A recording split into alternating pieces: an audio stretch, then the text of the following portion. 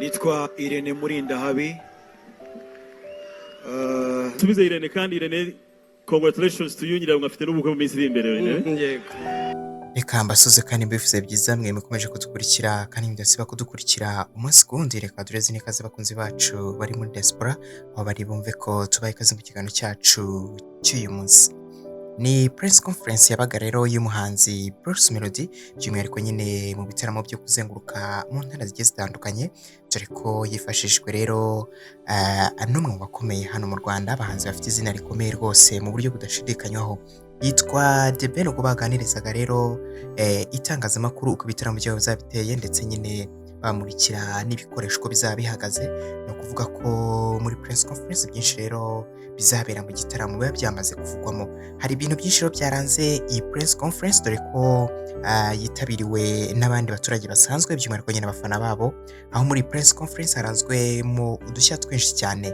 Uwitwa The Ben yabashije gutungura uyu Murindahabi, amwibutsa ko nyine afite ubukwe vuba mu minsi iri imbere, dore ko uyu The Ben nyine nawe yahise ko amwifuriza kuzagira urugo ruhire. Byitezwe yuko rero uyu muhanzi The Ben ashobora kuzitabira ubukwe bw'uyu munyamakuru nyine Murindahabi Irene, nubwo uyu muhanzi nyine The Ben atabasha kwitabira bimwe mu birori byinshi bigiye bitandukanye. Hari abasitari bagize ubukwe kandi bakaba ari n'abashuti be nyine mu buryo budasanzwe, ariko uyu The Ben akaba atarabashije kuhagera. Ndetse rero bamwe rero bakoresha imbuga nkoranyambaga bishimiye ikintu, bavuga bati tuzashimira cyangwa tuzishimira kubona umuhanzi The Ben Tiger yitabiriye ibirori nyine bya Murindahabi Irene. Muribuka ko ku bukwe bwa Clapton uyu The Ben ntabwo yigeze akandagira, kandi nyamara uyu Clapton mu bitaramo byinshi bitandukanye abagiye gushyigikira nyine uyu muhanzi The Ben Tiger. Ku inshuro rero bamwe bagiye bibaza bati ibi bintu ntabwo bisanzwe kubona umuntu muri press conference amutungura rero kuriya, yarangiza akamwutsa ko afite ubukwe ndetse akanabitangariza by'umwihariko nyine ibitangazamakuru byose byari bihari. No kuvuga ko nyine aba ari ikintu cyiza kandi gifite agaciro.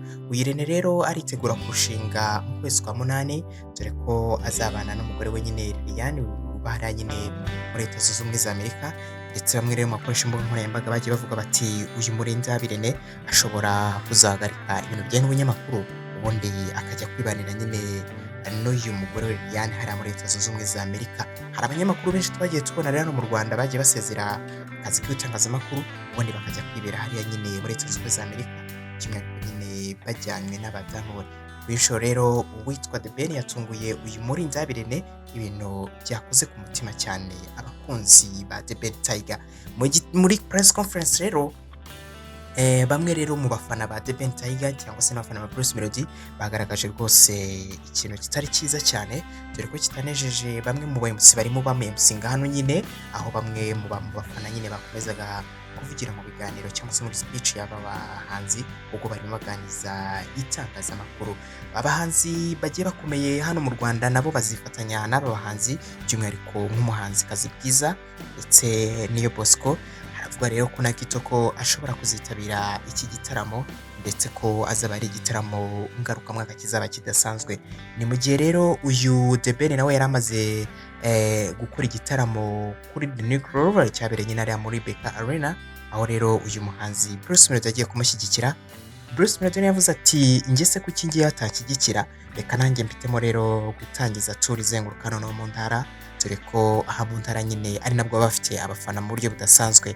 Baribazwa rero bati ese iyi ntambara ya Bruce Melody ndetse na Tiger yo izarangira bite, ko batanga ituze ejo bundi bakongera bakagaruka, dore ko no mu bibazo babajijwe rero muri press conference bibazaga bati ese The Ben ko usanzwe usohora indirimbo ari uko mufitanye ibitaramo mwembi na Bruce Melody, nta indirimbo iheruka cyangwa se uzasohora muri iki gihe. The Ben yose ko atangaza ko indirimbo iri bugufi cyane, ndetse iyo ndirimbo izaba yitwa Inshallah. Bruce Melody nawe rero ari hafi gushyira hanze amashusho y'indirimbo detail, dore ko ari indirimbo rwose imaze igihe gito igiye hanze mu buryo nyine bwa audio, ndetse benshi rero bagiye banayigara ko batanga ibitekerezo bavuga bati iyazaba ari indirimbo nziza. Hari ibintu byinshi rero bigiye bitandukanye muri press conference yagiye iba, dore ko uretse kuba ari press conference yabaye nijoro, yabereye hariya nyine muri Camp Kigali, ibintu rero bidasanzwe ku bandi bahanzi aho usanga bagiye bakajya mu kumba bakiherereye akaba ariho bibera, dore ko biheruka no kuba ku muhanzi King James ufatwa rero nk'umwe mu bahanzi bafite abakunzi benshi bagiye batandukanye hano mu Rwanda. Uyu King James nawe aheruka gukora press conference ugatangariza rero itangazamakuru ababwira ko nyine igitaramo cye uko kizaba giteye, ndetse ahita ko anatangaza ko ikindi gitaramo rwose kiri bugufi, no kuvuga ko nyine nyuma y'aho amatike y'igitaramo cya mbere yari amaze gushira, uyu King James yatangaza ko ikindi gitaramo rwose kiri bugufi. Ni ibintu byanejeje abakunzi b'uyu muhanzi rero King James, ndetse na bamwe rero batari babonye amatike nyine kuri iki gitaramo cya mbere, byazwi rero ko bagiye kubona andi mahirwe nyine kuzitabira ikindi gitaramo cya kabiri.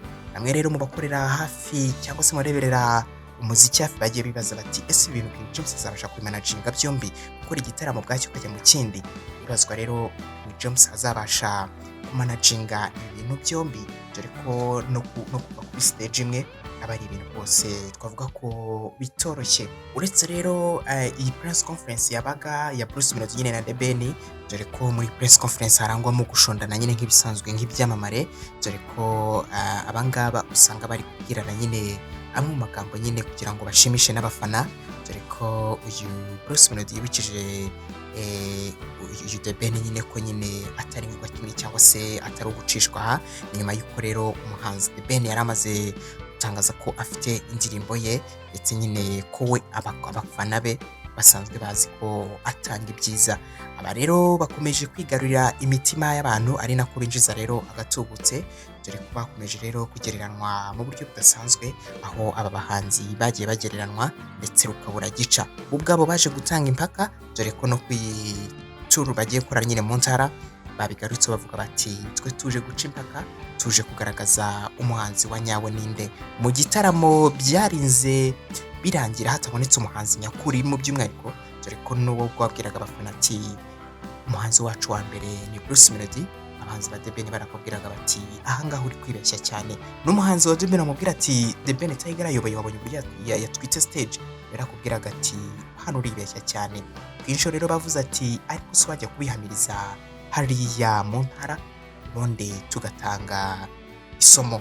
Uyu The Ben yaraheruka gutaramira hariya mu ntara rero muri 2017, dore ko yarashize imyaka igera ku 10 yose uyu muhanzi The Ben adataramira mu ntara. Nyuma yaho rero uyu muhanzi The Ben agiye gutaramira mu ntara, bakaba barimo nyine banakorana nyine tour n'umuhanzi ukomeye cyane Bruce Melody, bitanga icyizere ku muziki w'ejo hazaza, dore ko bamwe mu bahanzi nyine bakizamuka nabo bazahabwa amahirwe muri iyi tour, aho nabo bazabasha kwigaragaza bakagaragaza n'impano zabo. Ni ibintu byinshi rero bizaranga iyi tour, kandi ngusaba ko nyine utazacikwa, natwe tuzakubera gatanu kandi. Gusa rero niba utarakanda subscribe kuri umuyoboro wacu wa Canal Official, nagusaba kuyikanda kugira ngo nyine byose bize birano bigere kugera gatanu kuri gatanu. Mwabanye ndetse wapana ndabashimiye.